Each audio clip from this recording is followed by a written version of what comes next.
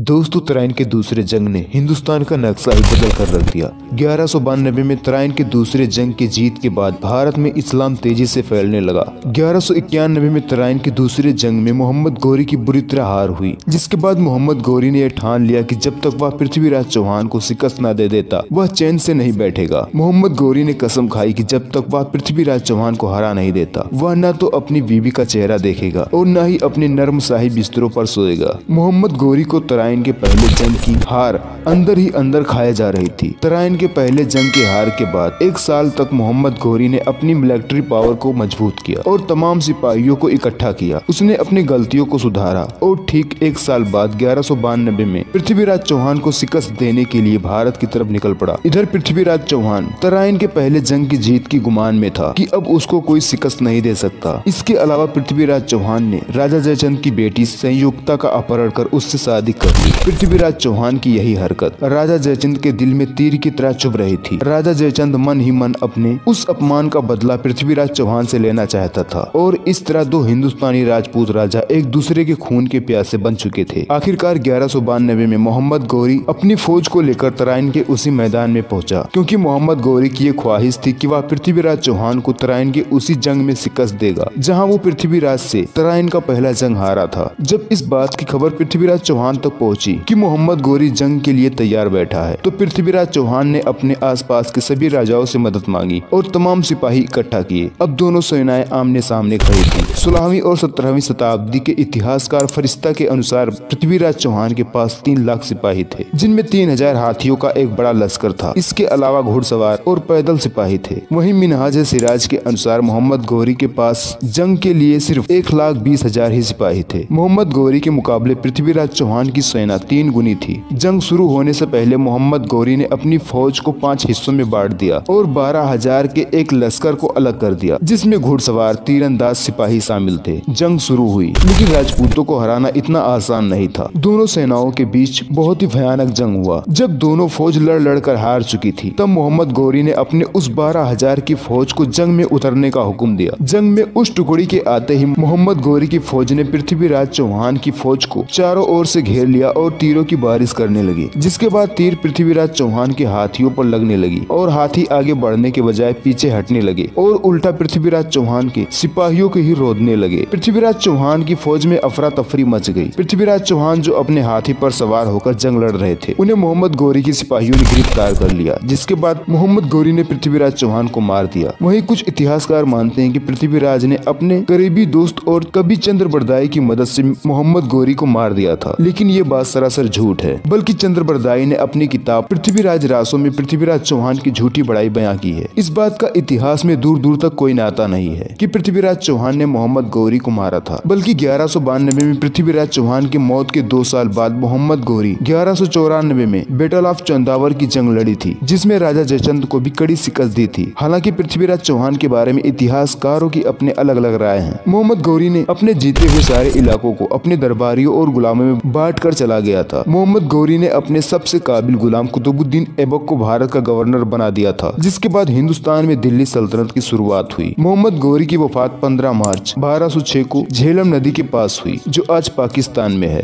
खैर दोस्तों, आज की इस छोटी सी वीडियो में बस इतना ही। वीडियो पसंद आया हो तो वीडियो को एक लाइक कीजिए और अपने दोस्तों के साथ एक शेयर, और इसी तरह की हिस्टोरिकल वीडियोस पाने के लिए हमारे इस चैनल को एक सब्सक्राइब करना मत भूलिएगा।